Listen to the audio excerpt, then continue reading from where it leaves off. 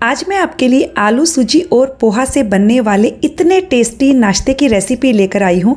आप चाहें तो इसे बिना तेल के एंजॉय कर सकते हो या सिर्फ 2 चम्मच तेल में बनाइए कि ये बहुत ज़्यादा टेस्टी बनकर तैयार होता है। नमस्ते दोस्तों, स्वागत है आपका श्याम रसोई में। तो चलिए शुरू करते हैं बनाना। इसे बनाने के लिए मैंने यहाँ पर 1 कप पोहा लिया है।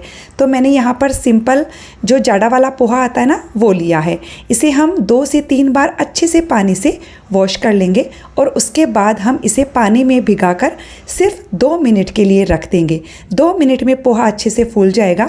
उसके बाद हम इसे चलनी में निकाल देंगे और चलनी में भी 2 मिनट के लिए रख दीजिए ताकि इसका एक्स्ट्रा पानी निकल जाएगा।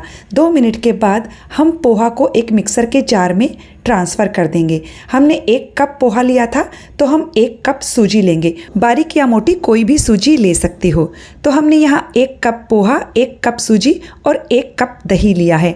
दही यदि ज़्यादा खट्टा हो तो आधा कप लीजिएगा। आप कोई भी कटोरी सेट कर लीजिए, उसी से सारा मेजरमेंट ले लीजिए। तीनों चीज़ें 1-1 कटोरी ले लीजिएगा। हमने यहाँ 1 हरी मिर्च और 1 इंच अदरक का टुकड़ा लिया है। ज़रूरत पड़ने पर आप इसमें 2-3 चम्मच पानी का इस्तेमाल कर सकते हो। हमने इसे पीस कर तैयार कर लिया है और मुझे इसमें सिर्फ 2 चम्मच पानी डालने की ज़रूरत पड़ी। हमें गाढ़ा घोल बनाकर तैयार करना है। इसे बहुत ज़्यादा पतला नहीं करना है। जैसे हम इडली या ढोकला बनाने के लिए घोल तैयार करते हैं, बिल्कुल वैसा ही घोल बनाकर तैयार करना है। अब हम इसे ढककर 10 मिनट के लिए रख देते हैं, जिससे सूजी अच्छे से फूल जाएगी। तब तक हम इसके लिए एकदम चटपटा सा आलू का मसाला बना लेते हैं। इसके लिए मैंने यहाँ पर 3 मीडियम साइज़ के उबले हुए आलू लिए हैं। आलू को उबालकर ठंडा करके इस्तेमाल किया है। आलू को हमने कद्दूकस कर लिया है। अब हम इसमें 1 चम्मच कश्मीरी लाल मिर्च का पाउडर डालेंगे। ये तीखा नहीं होता है। आधा चम्मच मैंने यहाँ पर धनिया पाउडर लिया है। 1 छोटा चम्मच नमक डालेंगे या आप अपने स्वाद के हिसाब से ले लीजिएगा। आधा छोटा चम्मच भुने हुए जीरे का पाउडर, 1/4 छोटा चम्मच काला नमक लिया है। इससे मसाला बहुत ही चटपटा बनता है। 1 छोटा चम्मच चिली फ्लेक्स लिया है। इसे डालना ऑप्शनल है, लेकिन इससे हल्का सा तीखापन आता है जो बहुत अच्छा लगता है। और 1 चम्मच मैंने यहाँ पर पाव भाजी मसाला लिया है। आप पाव भाजी मसाला की जगह सांभर मसाला भी ले सकते हो, उससे भी बहुत अच्छा टेस्ट आता है। मैंने यहाँ पर 1/4 कप बारीक कटी हुई शिमला मिर्च और बारीक कटा हुआ हरा धनिया डाल दिया है और आधे नींबू का रस डाल दिया है, यानी कि 1 छोटा चम्मच नींबू के रस का इस्तेमाल किया है। सारे मसालों को अच्छे से मिक्स कर दिया है। मसालों को टेस्ट करके देख लीजिए, नमक या खट्टापन कुछ कम लगे तो और ऐड कर दीजिएगा। अब हम इस मसाले की छोटी छोटी टिक्की बनाकर तैयार कर लेंगे। जितना बड़ा आपका इडली मेकर है, उससे आधे साइज़ की आप टिक्की बना करके तैयार कीजिएगा। इधर हम इडली मेकर को अच्छे से तेल से ग्रीस कर लेते हैं। एक साइड में मैंने पानी भी उबलने के लिए रख दिया है, तो ये दोनों काम पहले कर लीजिएगा। इधर हम घोल को चेक कर लेते हैं। 10 मिनट हो गई है। इसमें हम और पानी ऐड नहीं करेंगे। अब हम इसमें नमक डाल देते हैं। मैंने यहाँ पर 1 चम्मच नमक डाला है। आप अपने स्वाद के हिसाब से डाल दीजिए और इसे अच्छे से मिक्स कर दीजिए। अब हमने यहाँ पर आधा छोटा चम्मच बेकिंग सोडा लिया है। इस पर 1 छोटा चम्मच पानी डालकर अच्छे से मिक्स कर देंगे। बेकिंग सोडा की जगह आप इनो भी डाल सकते हो, लेकिन यदि आप इनो का इस्तेमाल कर रहे हो तो जितनी इडली आप एक बैच में बना रहे हो उतने घोल में ही इनो डालिएगा। एक साथ सारे घोल में इनो मत डालिएगा। बेकिंग सोडा डाल रहे हैं तो एक साथ भी डाल सकते हो। ये देखिए, बेकिंग सोडा अच्छे से मिक्स हो गया है, घोल अच्छे से फूल गया है। तो चलिए फटाफट से हम इसकी इडली बना लेते हैं। तो पहले से ग्रीस की हुई इडली मेकर में हम 1-1 चम्मच भर कर ये घोल डाल देंगे। ये देखिए, मैंने सारे खाने अच्छे से भर दिए हैं।